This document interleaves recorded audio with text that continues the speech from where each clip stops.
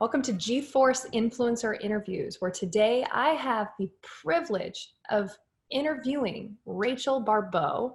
She is an absolutely incredible human being, and I can't think of somebody better to interview during this time. Let me tell you a little bit about her. Rachel is an avid speaker and former national sportscaster. In 2016, she founded the movement I'm Changing Narrative. And since then, she's visited over 35 schools, speaking to young athletes about being kings and queens through purpose, passion, and platform. She's taken an increased look at mental health and how we deal with it as a society and on a personal level. Yeah. There is not a lot more trending topic than this right now. And I want to say that you've spoken to more than just athletes about being kings and queens. You've spoken to me. Yeah. And it was crazy that at a dinner, we found out that I built your house, which is so funny. But I want you to share what is I'm Changing the Narrative with our audience, and how does that relate to people now more than ever?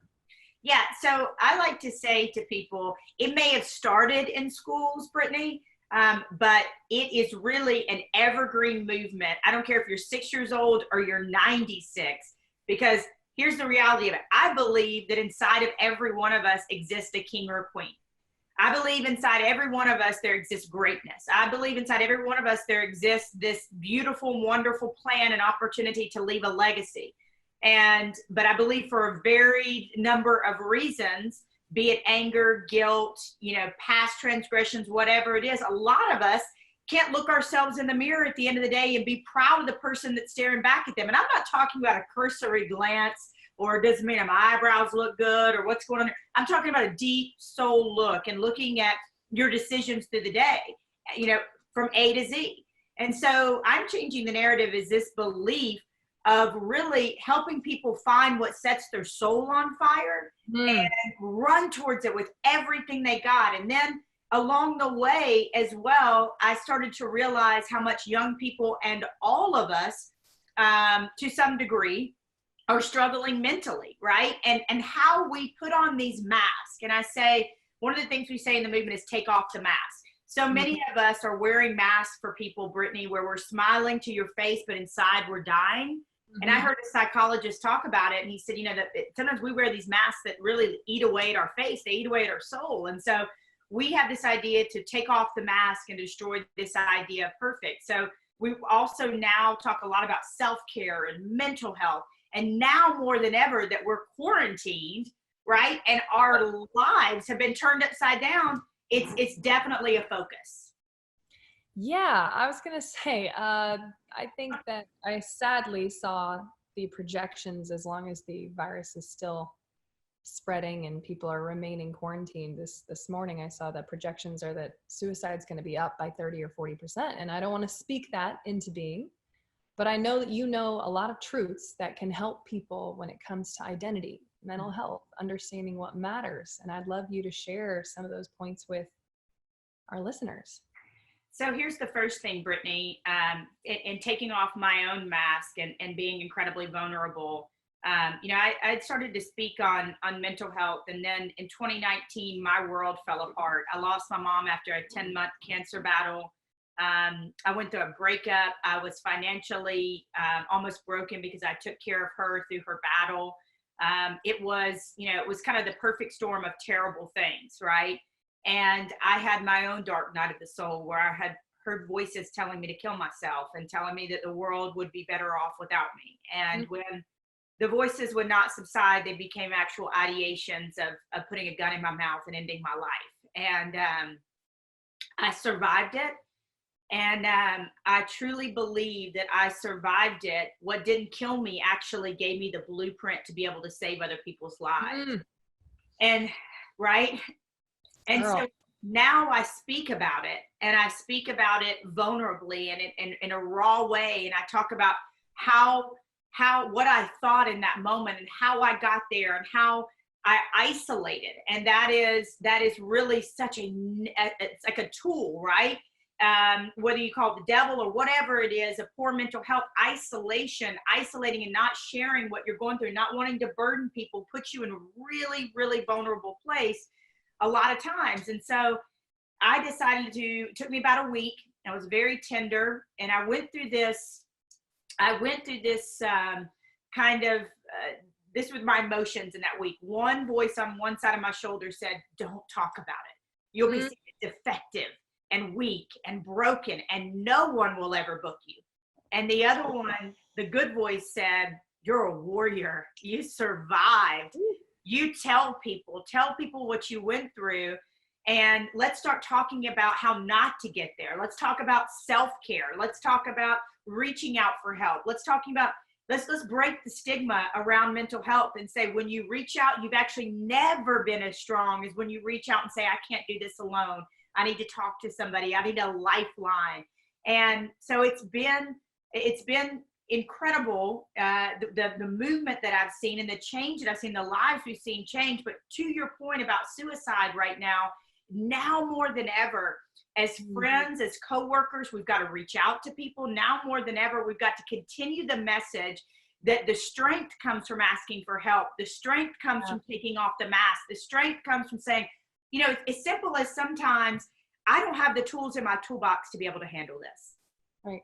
It's new normal. I don't have the tools in my toolbox. I got a family, my job went away, this happened, this changed, there goes my savings. I don't have the tools in my toolbox to be able to handle this. What do I need to do? No one's expecting you to solve all the problems today, but take one tiny step towards asking for help. Yes. I think it's even more than that. So it's the key is in taking that one tiny step. We've had some really incredible conversations, and I've just so enjoyed watching you and following you and seeing your vulnerability and the kind of encouragement that you share. You've really impacted me. And in my personal journey, and most people don't know this, 2017 was the worst year of my life. I lost some of the people I loved the most. I lost the pillars in which I stood on. I almost lost my company. I almost lost everything I'd ever worked so hard to build, and I almost lost my life. I didn't want to live. I'd wake up shaking, throw up for X amount. It was so stressful. And when you're in that dark place, it's interesting how isolation is the first thing, and the kind of lies that you do believe. Yes. And the best advice I think I got, besides finding Jesus, of course, was taking one tiny step. Stop trying to plan your whole world and having it perfect. Stop trying to think you have to have it all figured out. It's hard as a leader when a lot of people really depend on you and they need answers and they're really pressuring you. But to focus on, I don't have to conquer the world. I just have to get out of bed. I don't have to conquer the world. I just have to brush my teeth. I don't have to conquer the world. I just have to make breakfast. I have to actually eat it. I don't have to conquer the world. So taking those little steps and then feeding your mind. I mean, that's why we're doing these interviews. It was YouTube videos. It was podcasts. It was listening to how other people have overcome things, that I rebuilt the positive voices in my life. And I learned to stand on who God told me I was. And so I've seen your work and I've just loved it. And I would love to know, what are the kind of tools that helped you pull yourself out of that mindset? Because whether people want to admit it or not, because there's weird shame around it. I know a lot of people are dealing with that right now, whether we like it or not. It's a dark time globally, a world recession. We're all in this together. And it seems like we're all screwed, even though it is a great time of opportunity, which we'll talk about in a bit. Yes. But what are the tools when people are dealing with those dark thoughts? What are like 5 practical things that they can do? Yeah. First of all, I want to say one of them, and we both said it, and I had chills hearing about your story. And I think chills the whole time you're talking. Yeah, I think, but see, that's it. Do you see like the connection, because we were both vulnerable, Brittany. Mm-hmm. And when you get vulnerable, when you take off that mask and you get vulnerable with somebody and say, I've been there, I've struggled, I have heard the voices, I felt that way. Something happens, these walls fall down, and it's absolutely breathtaking and beautiful. And so the first thing, you absolutely nailed it, is I don't expect you to run a marathon today, but take a step. Mm-hmm. Get out of bed, like you said, brush your teeth, walk downstairs, make some breakfast. do one thing, right? One thing. Fight for your sanity, fight for your peace, fight for your health, fight for your future, fight for your family, whatever that may be. You know, the other thing I think is really important, I've been talking to people about this during this crisis. A lot of people have messaged me. I have this idea that your mind and your soul are yours, right? You will, it's almost like a kingdom or a queendom. You allow it. You've got a wall around it. You allow what you want to allow in, right? And so that includes our telephone, that includes news, that includes articles. 2 weeks ago, Brittany, I spent an entire night, this is not the healthy thing to do, I spent an entire night reading all the worst case scenarios. Girl. I worked myself up into a straight panic attack. I feel like I texted you around that time. Yeah. Ooh, if she's freaking out. Yeah. And so what I tell people now is you got to be really cognizant. I did an interview with a friend of mine on ESPN the other day, and he was he's feeling it. He was reading it, feeling it was very negative, I would say. And I had to tell him, I said, you got to be really mindful of what time you read things, right? What you read, sources. You know, and I said something on Twitter the other day, and it said, stop, period, sharing, period, negative, period, news. It's not your civic duty to share the worst case scenario, because guess what? Fear is contagious, just like peace is contagious, and joy is contagious, and laughter is contagious, and love is contagious. So it's really, really important. For me, I know I can't start clicking on these articles. I know I'm doing the best I can. I'm quarantining. I'm washing my hands. I'm encouraging other people to do that. I'm being a beacon of joy. That's my middle name. But for me, I know what works for me. And so I would encourage, another really big tip for your listeners is to find out what works for you. If you absolutely need to read the news, give yourself 10 minutes in the morning to do it. Make sure it's a credible source. And then balance yourself out. Another really good tip here that we've been using with people all over the country is to take a piece of paper and on one side of it to write out the things, acknowledge the things that you've lost. Maybe it was the trip. Maybe it was the wedding that got canceled. Maybe it was the deal that you were about to do. Acknowledge it. And then on the other side, write everything you're grateful for. Last night I was grateful for clean sheets on my bed. Clean sheets on my bed. And so you acknowledge it, right? I'm not asking you to stuff it down because that's not healthy. I'm asking you to acknowledge what you've lost, but then focus on the gratitude. And a lot of people rip it up at the end of the day and start all over again. And they find their fears and their losses are less and less, and they focus more on the gratitude. So that is another tangible way for you to be able to say every single day, practice what you're grateful for, acknowledge what you lost, but be grateful and practice that. Oh, I love that. That's definitely a couple years ago, that was one of the top things that worked. And I had a sister around me, which was trained to force me to do this exercise. And, you got to have that, find somebody you can trust, tell them what you're going through, and have them hold you accountable to checking in, have them hold you accountable to getting through this. And she would make me go to my whiteboard, because I have these things everywhere. I've got them everywhere. And write down what is working. And I think beyond, if you're not somebody that deals with these kinds of thoughts, but you're dealing with just the loss, because everybody's dealing with loss right now. Loss, fear, panic, anxiety, depression, whatever it is, this is a great exercise to just wake you back up. So it's the same thing. I didn't write down what was not working. I just wrote down what was working. And it came down to something as simple as I have legs. Yes. Because every day if I didn't have legs, I would be wishing I had legs. And I'm so blessed that I have legs and I can walk around, and my mom loves me, or whatever the thing is. It could be just two things. What is working in my life? What's going right? Because whatever you focus on expands. Amen. And if I'm going to focus on everything that's going wrong and spiral, I've had to talk a lot of my students off the ledge lately of just, this went wrong, and then and I'm like, you're making it happen now. You're responding with frustration and anger. It's like, this is what's working. We're going to put more energy, all of our energy there. We're going to expand that, and we're going to help people in the process. Well, and I think you make a really great point. And I want to follow up with this. The original, one is to acknowledge what you lost, right? And then you start to focus more on the gratitude. And what I like to tell people to do is just like you did, as the days go by, the page becomes fuller and fuller with the things that you're grateful for. Mm-hmm. So instead of waking up and going, okay, what did I lose today? We're waking up and we're talking about what we're grateful for, right? Because we know with the mind, it's such a powerful, powerful engine and tool and creation. What we focus on, we manifest, right? And so you may acknowledge it once and then wipe it off the whiteboard, rip it up. I tell my people, write it out, look at it. I did a Zoom, and I can share this with you later, but I did a Zoom with a number of athletes last week because I'm meeting them where they are.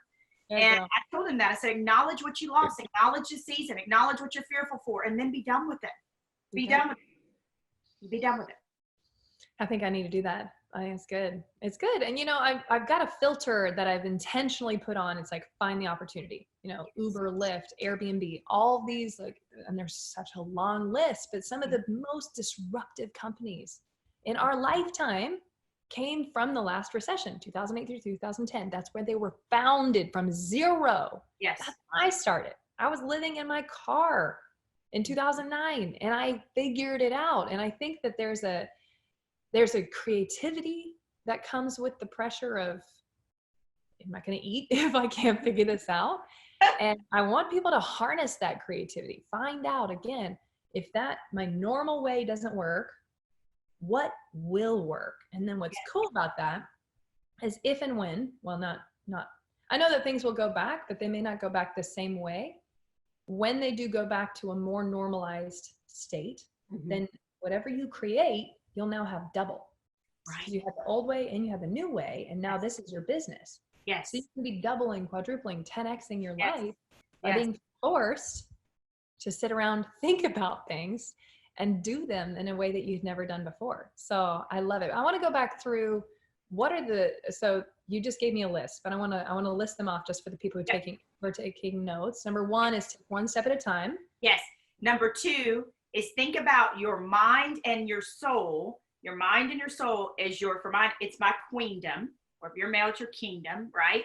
So you think about that and you think about what you allow in that. You have walls, you have moats, you have a river, that goes around the walls, and you allow what goes in there. And I want you to think about that. I want you to really spend some time, right? Snap with the Z formation. Spend some time thinking about, does it work better for me before I go to sleep to read the news? Does it work better for me in the morning? Hey, does my Aunt Edna, is she really negative, like super negative right now?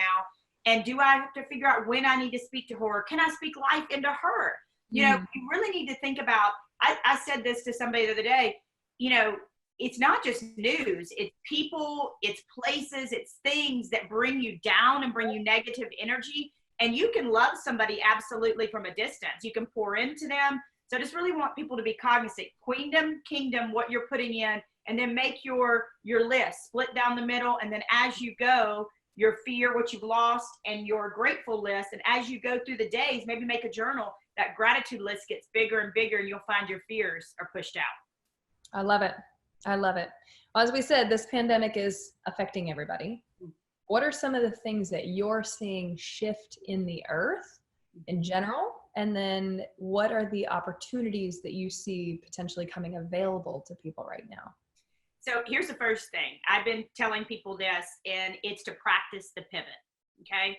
Ooh, I like that. Yes. We can all focus on the things that we lost. We can focus on, like I mentioned, the deal that didn't happen, the trip that wasn't taken. We can focus on that, what happened to my business and what's going on. And we can bellyache, right? Goes back to the mind, or we can speak life into ourselves. My mom used to say, stop with that stinking thinking. That's what she used to say. Don't speak that out loud, Rachel. You speak life, you speak joy, you speak peace, because you know that you have a beautiful future in front of you. And so I want really people to think about that. Okay, guess what? We're in a new normal right now. So how can I take my skills, is exactly what you do, my talents, what I do, my business, and how can I practice the pivot? And I'm going to focus on that. The other thing that we've been talking about, I think is really neat. I say to people, is become a master gardener. All right, here's for my dreamers in the room. Okay. Right now, during this time, I want you to make some audacious phone calls. audacious dreams. Like, I mean, things that like, you're like, what? That could never happen. Everybody's at home. Why not? Send the email, connect on Twitter, connect on LinkedIn, whatever it is. I've got this crazy idea for an invention. I've got a crazy idea for a book. I've got this, I think we could do this. Would you partner with me? Would you come beside me? I even heard the other day, check this out, that a lot of people that are in a scarcity mindset, and I know you talk about this a lot, they're saying to fundraisers and to people, they're saying, they're telling their CEOs, don't ask for money. They're telling people, don't ask for money, don't fundraise. Absolutely not. There are people out there with resources right now that want to support your movement, want to support what you're doing. And you got to get out of that scarcity mindset. And you got to get into the abundance mindset. So for me, I'm doing 2 or 3 things a day that are audacious, that are crazy, sending 2 or 3 pitches, sending, pitching this to this person and this to this outlet. And I just got a new literary agent. So, my book that was kind of on the back burner came about, and a new literary agent during COVID. I mean, to me, and I'm a master gardener, Brittany. So I would absolutely say to practice the pivot and plant those crazy seeds. I love that. Man, I'm totally stealing that. That's so good. Why not? Everybody's at home.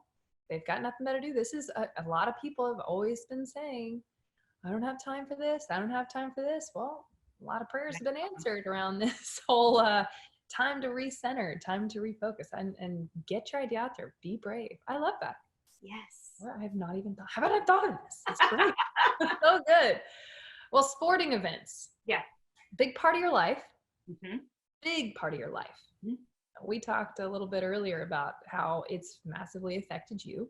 Even though we find opportunity, we've still been affected financially and blah, blah, blah. Our plans have changed. But for the people whose entire lives are wrapped up in something that's been postponed, something like sports, such a big world. And they've been postponed, canceled. There's so much fear. There's so much unknown, uncertainty. What do you advise on people dealing with their identity when their identity is in something they no longer can do? Such a great question. And I think I am absolutely primed to talk about this even before COVID, because for 17 years, you see these lanyards behind me. For 17 years, I was a national sportscaster, the last 5, I believe, and first female host on Sirius XM on their college channels, Heisman voter, hosted the college football playoff. And for about a year in 2019, as a believer myself, I heard God speaking to me and saying, you're more than a sportscaster. You're more than a sportscaster. Because I was worried about, I knew that I needed, here's what happened to me, Brittany. I was waking up with too much to do and going to sleep with too much to do. I was in a perpetual state of couldn't catch my breath. And I knew, and this is for everybody out there in any industry, I knew that I was going to suffer burnout or physical maladies because of how fast I was going and how hard I was pushing. And so God had been really talking to me saying, baby, this 17 years of sportscasting, calls me baby girl. That's what I feel like God calls me. And 17 years of sportscasting was just a runway for what you're doing with I'm Changing the Narrative. And it is going to blow up way beyond just schools, way beyond just athletes. And so I gave it up. I walked away. And I'm not going to tell you that I've not looked back and there's not been times I'm going, really? Were you sure? Is that what I was supposed to do? So I get it. If anybody gets the identity being wrapped up in something, much like athletes, I totally get it. But I would say to you, right now is a beautiful time for rebirth. Right now is a beautiful time to really think about, who am I? What sets my soul on fire? And whether that's a side passion project that you can turn into something that makes you great income and 10 times it, as you mentioned, or whether that's an actual business that's being birthed right now. I mean, the government, listen, to be real, the government is doing crazy things for small business owners and for people during this time. There are opportunities. And I think it goes back to what we talked about before, Brittany. I'm not saying this person whose identity has been so wrapped up in sports has to solve the world's problems today, but start journaling, start whiteboarding, start thinking about what can I do? What can I change? Because listen, myself as an example again, Brittany, I could have said, I'm screwed. I'm done. What am I going to do? I could say, no dice. I'm not doing this podcast. I'm going to stay in bed all day, because I speak to groups of thousands, hundreds. And, I had a ton of speaking engagements rescheduled. I'm not canceled, because I have a relationship with them. Relationship is everything, right? And they know who I am. So I started to say, if I can't speak to you in person, I need to meet you where you are. And so I started calling my schools and saying, can I do Zooms with you? Yeah, absolutely. So I think it's really taking, as you mentioned, and you brought it up and I love it, taking that first step and figuring out, who am I? What sets my soul on fire? And could this be sort of a rebirth? I think we got a gift, Brittany. That's in a weird, ugly, pointy, yucky package. We got the gift of time. Yeah. We got the gift of time and slowing down, as you mentioned, and really getting a chance to focus on the things that matter in life. So you're talking about what to focus on. And I think that's a big thing that keeps coming up with feedback I'm getting, as people are having a minute, including myself, about what really does matter. What matters now that didn't matter before? What am I was getting ready earlier and I was like, I just want to go to the grocery store. Where I am, we actually can't even go to the grocery store. And it's not cool. And I don't know if there's a part of my regular life I won't appreciate again. Just being able to hug somebody and not feeling judged. Just being able to sit in the same room or play a board game or go to the lake or whatever it is, just the simple things of just being together again, I think will be so wonderful. But I wanted to ask you, this is a lot. You just gave us some great advice. What other things do you think people should be focusing on right now? The things that matter. I say this in the movement, we call it good love. And unless you have good love for yourself, you can't have good love for others. It's you and you for the rest of your life. And so right now is time to think about some of the things that you could let go, some of the things you could drop off, some of the people you could forgive, some of the things that you could leave in the past, right? I keep thinking about it like this, Brittany. I'm not going to come out of COVID-19 the same person that I went in. I will not be the person that wasted the time that I was given, the gift of this.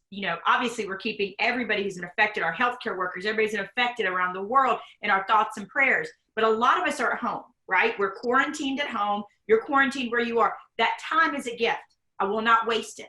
I will not come out of COVID-19 and say I laid on the couch for a month and a half or how long it lasts. I'm going to come out of this bigger, better, faster, stronger, leaner, smarter, loving myself more. And I think that's the mindset, right? That's the thing we can focus on, Brittany. I'm going to have a skill. I'm taking a course right now called The Science of Wellbeing from Yale. So I'm going to have a certificate from Yale when I'm done. It's a free course if anybody wants to look into it. And so for me, I keep thinking about, who do I want to be when I come out of this? I love that. Yeah. I love that, man. What can people be doing now that would help level up their identity? Social media. So there's, if from a business standpoint, who are you connecting with? I always tell, when I coach young female sportscasters, I would tell them, pick 10 people a day, 10 people in the business, 10 people you want to connect with them, say something nice to them, say something genuine, comment on their work, and then try to form a relationship. Listen, relationships are everything, Brittany. They're the foundation of everything we do. And you said something earlier, and I've got to acknowledge you on this. I feel the exact same way. And I can't wait until I can go to a restaurant. And I've already thought about what I'm going to be like, even going to the bathroom. And I'll be like, you're beautiful. No, you're beautiful. No, you're awesome. No, you're awesome. No, you're awesome. The first concert I go to, you don't even want to see me dancing in the aisle. I am going to be a complete nut job. I'm going to be I will never take for granted. For all my extras out there. I will never take for granted people. And the other thing that is really helpful for me when going through this is to remember that everyone is affected. Your neighbor, your neighbor's neighbor, your neighbor's neighbor's neighbor's neighbor. The entire world is affected. You are not alone. You're not alone going through this. And so I think there's ways you can level up in your business. I think there are a ton of, on a positive note, a ton of moms and dads that are spending time with their kids. I think there are a ton of family units that are coming back together. I think we are slowing down and realizing what really matters, right? And I think it's also, for me, I'm finding this in my business, the need for the message that I send with I'm changing the narrative is even more paramount. So guess what? I'm meeting you where you are.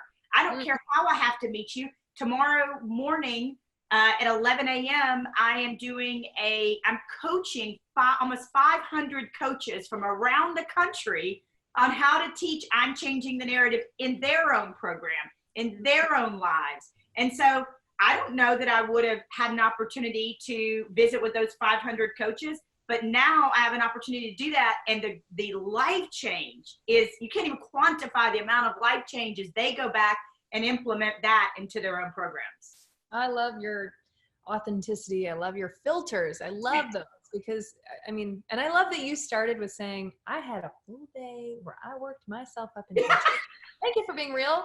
Yes. For all the influencers out here that I'm talking to and the positive ones, I kind of take them aside before I talk to them, like, off the record, how are you really doing? Yeah. I can tell you every single person, including myself, we have a day.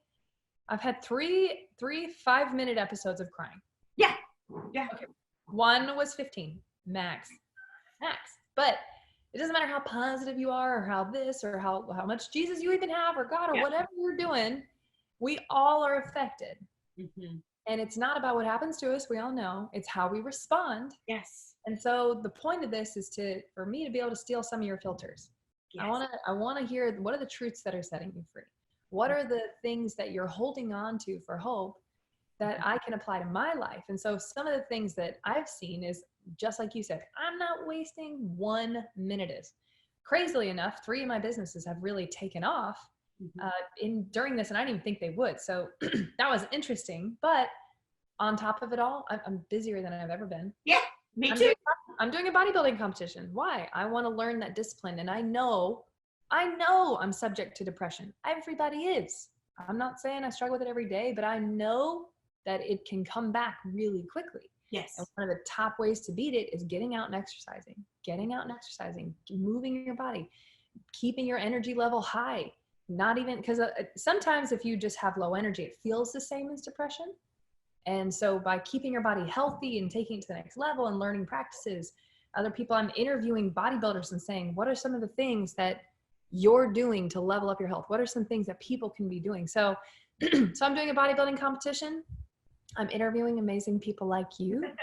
I'm doing our G-Force calls. We're studying all the stuff across the world. What's happening? What's working? What do we need to navigate through? Where's the opportunity? What are the creative innovations that people are really incorporating into their businesses to take them to the next level? What are the government stuff that we can take advantage of? I know one of the things that we did today is we sent a letter to all of our tenants. We have 600 or something like that. And we're sending them, hey, here are the opportunities for you to take advantage of if you lost your job. Here are opportunities for you to know how money is coming to you, because I don't know what they're watching on the news. I don't know what they're exposing their lives to. So taking the time to level up my health, my mindset, my network, and my businesses. This is the time to do that. It doesn't matter what you're dealing with. How can you take that situation and ninja it into being the greatest thing that ever happened to you? And this is the great equalizer. We are all going through this together. So a basic thing that we can do, and that's my next question for you, is how can people be a force for good? But one of the basic things that I'm doing is just reaching out and checking in on people, just letting them care at all and that they're on your mind. So I wanted to know from you, in your opinion, what are some of the things that people can be doing quarantined in your own home, wherever you are? That's the greatest thing you can do while quarantined. How can people be a force for good right now? Okay, so a couple of things. First of all, I love what you're doing with the bodybuilding competition. Okay, And one of the things I've been wanting to say to people is we can wash our hands, we can Lysol, we can antibacterial everything. But I climbed Kilimanjaro in 2014, the world's tallest freestanding mountain. And for 6 weeks, what I learned before that, 6, 8 weeks, should have been 12, was clean in, clean out. Should have been 12. Yeah, you should have, if you're putting junk in your body and expecting to feel good, right? Your physical health, your immune system, in your gut, you're putting junk in your body. That is going to contribute to the laziness, the low energy, the depression, the anxiety. I really I have been flooding my body even more so with juicing, with, if you can't do that, fruits, vegetables, whole foods, clean. I think that's so, so important to do. The other thing that I love about you, Brittany, is, and people don't care what you did at the end of the day. They care a lot of times, I would say, about how much you care. And you didn't have to send that to your tenants. You didn't have to send them tangible ways to be able to do that, but you care. It's the heart of the matter. You care. Your heart shines through in everything you do. And I love that about you. And I think it goes along. We're both doing the same thing. I pick 5 or 6 people in a day and I just check on them. I don't need anything from them. Just check on them. How are you? What's going on? Thinking about you, just checking on you. I always say that in everyday life is be the kind of person that doesn't call all the time when you need something. Check on people that, for no reason whatsoever. I've been sending happy mail, and it's, if somebody has to Lysol that down whenever they get it, that's fine. But happy mail to people. And I think those things are really, really important. And I think we're going to come out of this, like you said, with such a deeper appreciation for another human being. Like when I get to hug another human being, imagine. Yes. Guilt-free sex. Yes. Free fun. Yes. So it's been pretty amazing. I think you're doing it. You're laying the example. I'm doing the same thing. And I'm just rediscovering all of my goals. I've got my whiteboard right here behind my Woman Cave. Whiteboarding, dreaming, planning, thinking about the ways that I can grow my business, myself, work on myself. And I think really, we talked about this earlier, it's that good love. You have good love for yourself, man, you can have good love for other people. How would you really define good love? Okay, you want the answer? I want the answer. I'm thinking about it. For a large part of my life, I'm not gonna say a large part, but a decent part of my life, I had holes the size of Texas in my soul. I had hurts that were unaddressed. I had preconceived notions, right? I had other people's ideas put on me. And I think a lot of us walk around believing what other people have told us. And so I, for the longest time, had daddy issues and abandonment issues and rejection issues and all of those things. And because of that, I was trying to fill these holes that would never be filled with things, people, all these things of the world, and they were never going to be filled. And when I started to address those things, both for me through faith and therapy, and everybody I recognize comes to it from a different perspective and angle.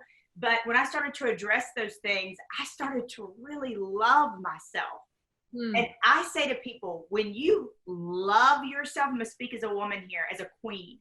When you love yourself, you will naturally have standards and boundaries by which you will let people treat you. You will automatically, very nicely and respectfully usher people from your lives. It's just a natural way. And at the end of the day, we do this mirror exercise. So here's another really good exercise. I like people to be able to take away tangible things when I speak.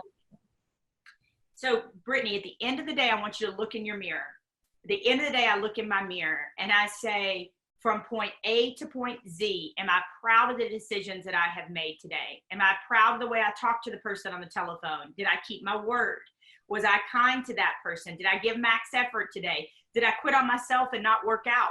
Did I eat crap today? And I don't beat myself up about it, but I say I acknowledge what I did well and ways that I can improve. And then I move on to the next day. And if there's somebody I need to call and apologize to and make it right, I make it right. I check myself as a queen. And you can do the same thing as a king. A lot of people keep journals.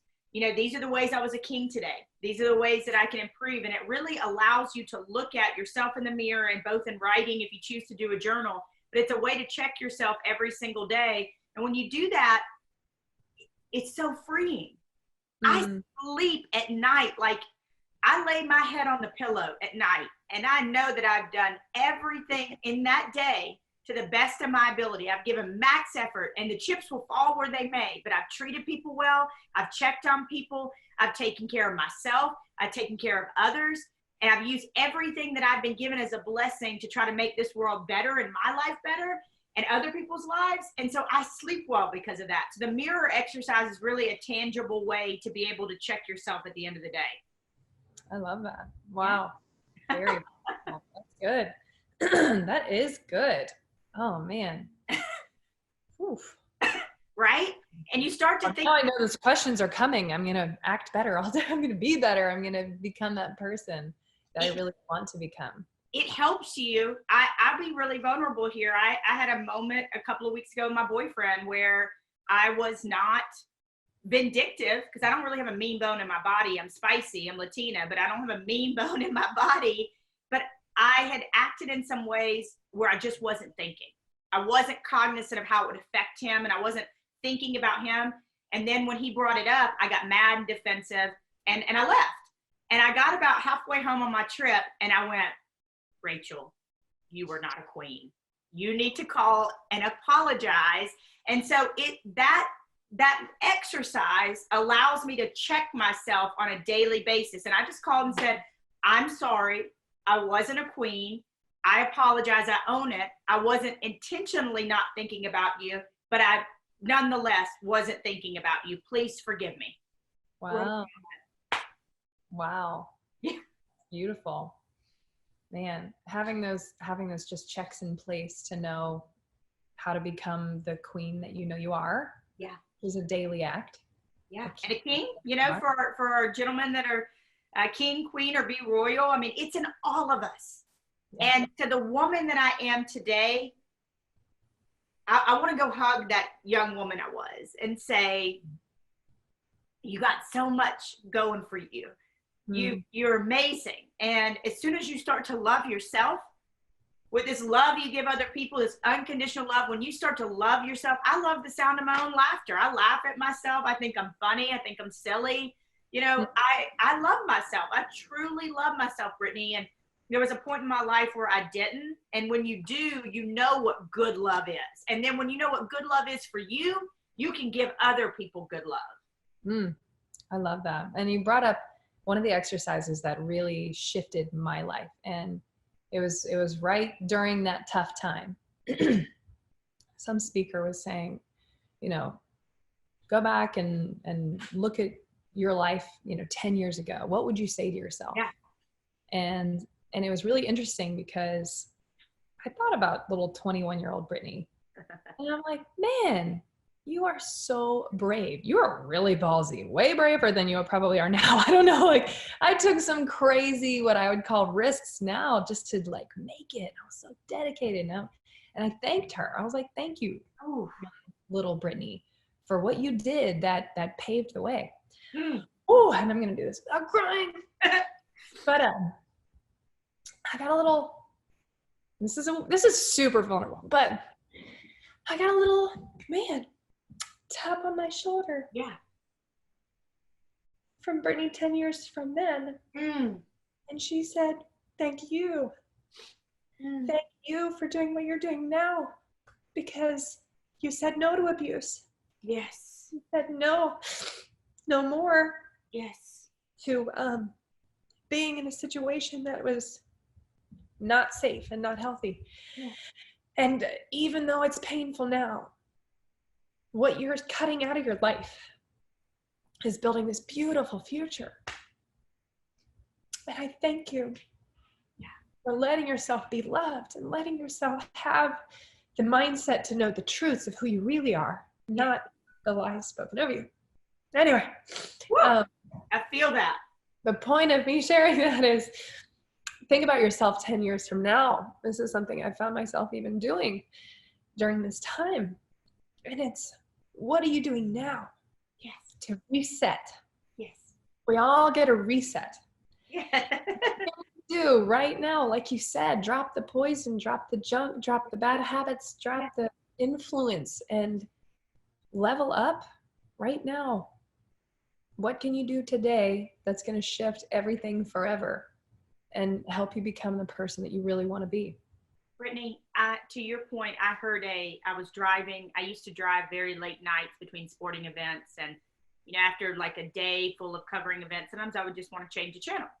And there was a therapist, I want to give her credit here, named Dr. Laura. I think it's Dr. Laura Schlesinger. I can't say her last name, but I heard a gentleman call in to her, and he was asking her about a decision that he needed to make. And she said, and this blew my mind, very similar to the speaker you heard, make the decision that in 20 years from now, you'll be proud of. Hmm. And I was like, woo, wow. And so I would say, much to your point, to add on to it, we're writing a book right now. You're writing a book right now in this moment.